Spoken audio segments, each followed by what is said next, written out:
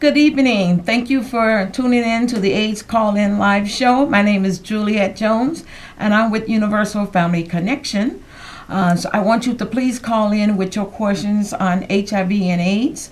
I'm the health educator here tonight to walk you through what you need to know to either stop the spread of HIV infection for you or some of your loved ones, or if you're HIV positive, I want to jump right on in and tell you that we have support groups.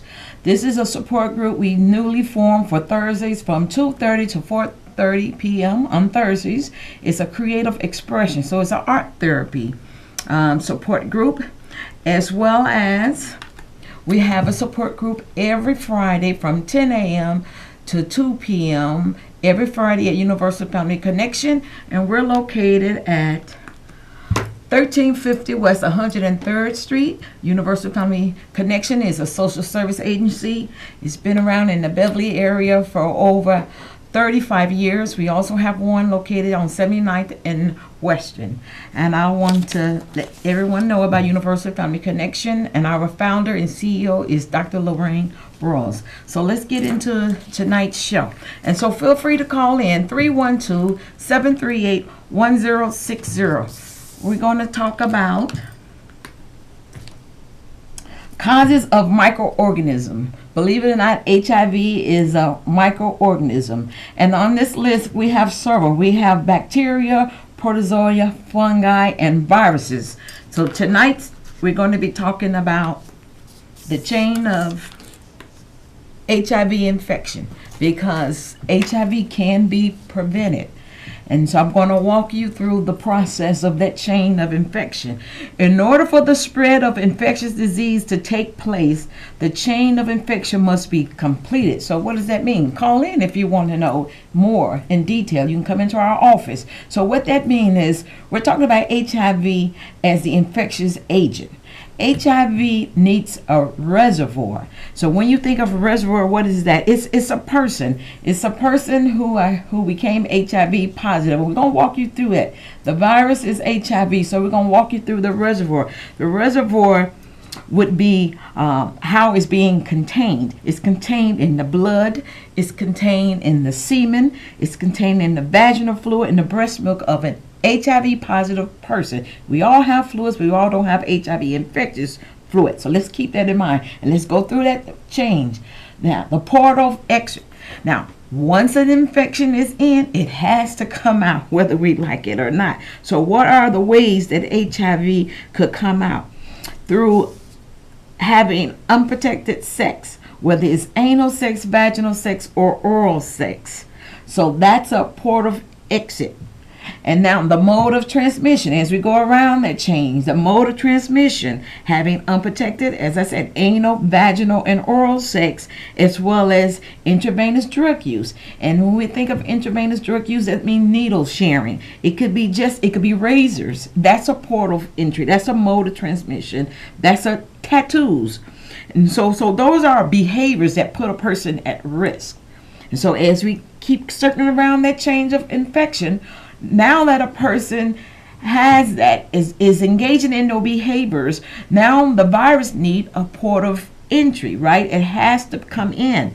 And so keep in mind, once again, it's the having the unprotected sex that cause a person to be positive for HIV, or the needle sharing. So that cycle, in the sense you say, it repeats itself. And now that's that person, that susceptible host. And it could be one person, it could be two, it could be three, it could be four, it could be many partners. So that chain can be broken. So like I said, once a causative agent like the virus gets into a person's immune system, that chain can be broken. How? Safer sex preventive methods. We can start off with abstinence, because if we were abstaining in the very beginning, that chain can be broken. That's a way to break that chain. Monogamy, that's another way. Just having one partner, whether it's a married partner or whether if you're not married, having that one partner. And when we think of partner, it doesn't have to be just for sex. Remember, needle sharing. So having one person that you're engaging in doing intravenous drug use with. that one person. Or tattooing. If you both is into tattooing, then that's a safer sex method. Yeah, you're reducing your risk. You're breaking that chain. That chain can be broken. I know it says once that chain is enforced, it has to be complete, but it also can be broken as well. And then there's condoms. There's the male condoms and the female condoms. Those are safer sex preventive measures that's out in place. And now with the new generation, PrEP. Anybody familiar with PrEP? Please call in and tell me more about your experience about PrEP. PrEP is think of it as the blue pill. Perhaps they don't want to call it as that, but that is the color of the pill. It's a pre-exposure prophylaxis.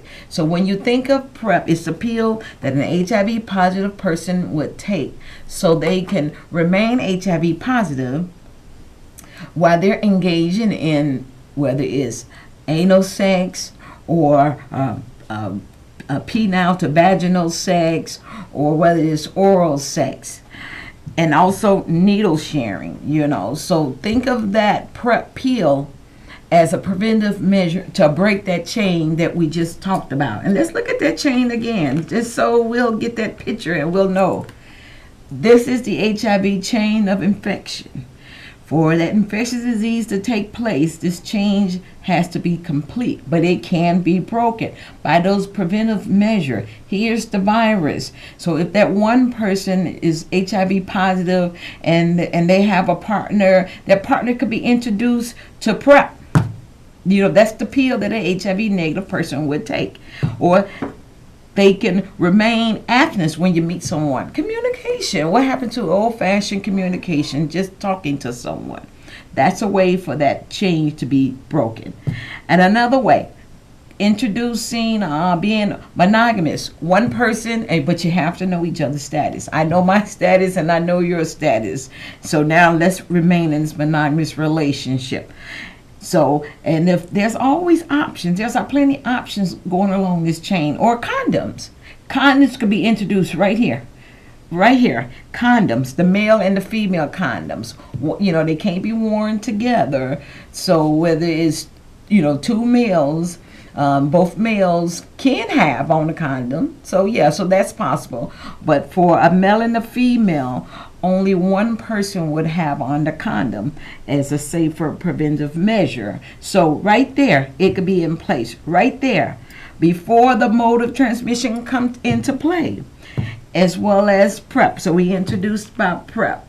So I want to hear, maybe I'm missing, perhaps there's other options out there, because it's not all about me, it's all about the person. So that's why at Universal Family Connection, when we engage our clients, we listen to them. Our support groups are built around them. It's client-centered. So, and you're the viewer. You tell me how you think that chain of infection can be broken. Can it be stopped once you meet someone HIV positive? Because that doesn't mean, just because a person is HIV positive doesn't mean that they're not or can't engage in unprotected sex, and it's not to pass judgment if they're still practicing intravenous drug use. Tattoos. How many people get tattoos? That's a chain of infection. Remember, that's that mode of transmission is the behavior. So I can walk you through the tattoo process. If a person is positive and they went to tattoo parties, they call them tattoo parties now, not just a tattoo parlor, and they put that new needle out there, and now they got a fresh ink, right? And so now that person HIV positive is getting that tattoo. Okay, next. And then the next person come along. Now they gonna say, well, I want a fresh needle. Oh, no problem, I got you. But they gonna use that same reservoir. Remember that reservoir, that ink from the person who was HIV positive, or hepatitis can be spread as well through tattooing. So now come along, that's a mode of transmission. Remember the needle sharing, whether it's razors, whether it's intravenous drug use or tattoos. Those are port of entry that the virus needs to get into the bloodstream, to get into the immune system of a person to infect them. So chain of infection can be broken. Now I'm going to tell you about some probabilities of HIV infection, how and why. You know, like I said, it's the behavior. And let's keep it real. HIV is not an emotional infection. The people get emotional about it. People get stress, stigma from behind it, you know, and that some of that, especially the stigma, is due to lack of education. So let's keep that in mind. So when I talk about probabilities of HIV infection, it has nothing to do with being rich or poor. It's the behavior of engaging in unprotected sex and or not having those safer barriers, preventive barriers in place that I mentioned. Either abstinence, that's a tool to use, monogamy, condoms, male and females, and PrEP, the HIV pill for HIV negative to take. And HIV, and I am going to step out and say it's a lot of politics behind it, you know, and you know that's the sad story about the virus as well. We're 30 years plus into the virus. I've been working in this field for 20 years, so I believe I can sit down and tell you about the politics. But let's talk more about the probability of HIV infection. And when I say that, it's the behavior. So the type of exposure, and when you think of exposure to HIV, think of the behavior of a person. HIV infected blood transfusion. Even though now they have safer measures in place for a person to give blood transfusion, you know, they will not use the blood. First of all, if they're going to test the blood, and if it comes out positive for HIV, they won't use the blood. So let's get that out the way. And I do believe those are safer methods out there for transfusion nowadays. And also the politics involve a person who admit to being gay, they won't allow them to get a blood transfusion. So, you know, whether that's right or wrong, I think it's wrong, because now if you're testing the blood, then why stop a person from giving blood? So let's go to the needle sharing during injection drug use. So that's a way of becoming infected. Probabilities of HIV infection for this chain of infection that I mentioned to keep going. Receptive anal intercourse. Percutaneous needle stick. And when you think of that, think of your universal needle stick when you're in the hospital. You know, the healthcare workers, they may get stuck by a needle due to unsafe handling of the needles, as well as the throwing away of the needles. Receptive penile vaginal intercourse. And you can just say heterosexual. So just to break it down, because I want to break the term down so everyone will feel at ease and know what I'm saying.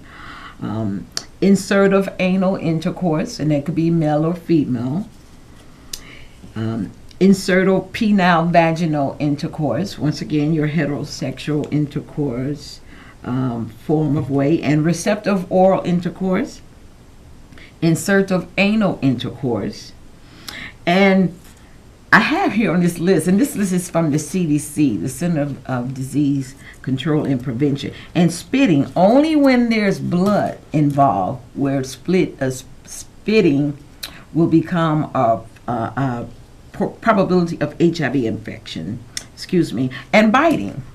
That is another form, but as I said, blood has to be involved. Remember that port of entry, you know, the breaking of the skin, and when blood is involved, that's a probability of HIV infection. Throwing body fluids, including semen or saliva, when there's blood involved. You know, and behaviors get out of hand. You know, we don't have to delve into deep. Why would body fluids be thrown? Well, why would a lot of things be done? But it is. And then also sharing sex toys, you know, the razors or the toothbrushes, because of the blood found that could be still on those particular items, your razors or your toothbrush. And so, as I said, this chain of infection, I'm going to show it for the third time, and maybe this is my last time I'm going to show it. This chain of infection can be broken. It can. Like I said, those preventive measures in place. And when you think of Okay, when you think of the infection, and then when you talk about sex toys, washing of the sex toys, you know, before and after, those things are important to do. So having a good hygiene alone is not going to help you. You have to use a preventive barrier method in place to stop that chain of infection. So I would like for someone to call in. I'm waiting anxiously. This is an AIDS call-in live show. My name is Juliet Jones, and you're watching me as I talk about Universal Family Connection, our health education that we do with our clients, whether they are positive or negative for HIV positive clients. Excuse me, whether the clients is HIV positive or negative, we will engage in health education.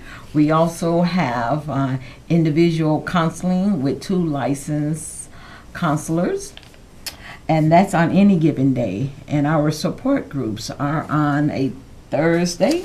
We have one on a Thursday. Put it up here again. Creative Expressions. This is the newly support group that we have. And it's Thursdays from 2:30 to 4:30 p.m. at 1350 West 103rd Street. We want to see, for a person that's positive, show me how it looks on canvas. Show me how HIV looks. Show me how it affects your lives. You know, show me how you got over it, or if not, show me how it's still impacting your life. So that's why support groups are so important. And then we have one on Friday, and our group on Friday is from 10 a.m. to 2 p.m. where we have refreshments at both our groups. So think about 4 hours. That's a long time, because we're not trying to rush you in. We're trying to pace you, get you to relax, get you to build up a rapport with us, you know, as health educators and as licensed counselors, so that we can help ease that discomfort of being HIV positive. We also offer HIV testing. We still have that available, and we also give referrals for HIV testing as well. We give referrals to clinics. And so here's another picture of that chain of infection, because I don't want to move away from that. Here's a different one, so I didn't show the same one. That chain of infection, like I said, I like to use different terms because we're all different, you know, types of people. So here's that source that becomes the source of infection, and we're talking HIV infection. And so that source is that person that's engaging in, whether it's unprotected sex, whether it's needle sharing or intravenous drug use. They're engaging in that behavior that put them at risk. And here is that way out. Now that virus needs a way out. So is exiting. And how is being exit, or how's it being spread? Is it spread through unprotected vaginal, anal, and oral sex? And when you talk about the different forms of sex, the low risk, you know, according to the CDC and what our health education material involves, is the oral sex is the low risk. And then the next on that level would be vaginal sex. And then that higher, the most at risk, would be someone engaging in anal sex. And we have to do away with stigma. We can't keep thinking, oh, 2 men are engaging in anal sex. No, a man and a woman is engaging in anal sex as well, that put them at risk. Like I said in the very beginning, HIV doesn't have compassion. So I just want to explain that. And so let's go back to the person at risk is that person that is becoming infected. And so that chain can be broken. So I'd like to thank you all for watching this AIDS call-in live show. My name is Juliet Jones, and I'm with Universal Family Connection. Our phone number is 773-881-1711. And thank you very much. So feel free to call us, and we also have our website. I'm going to go out with our website on.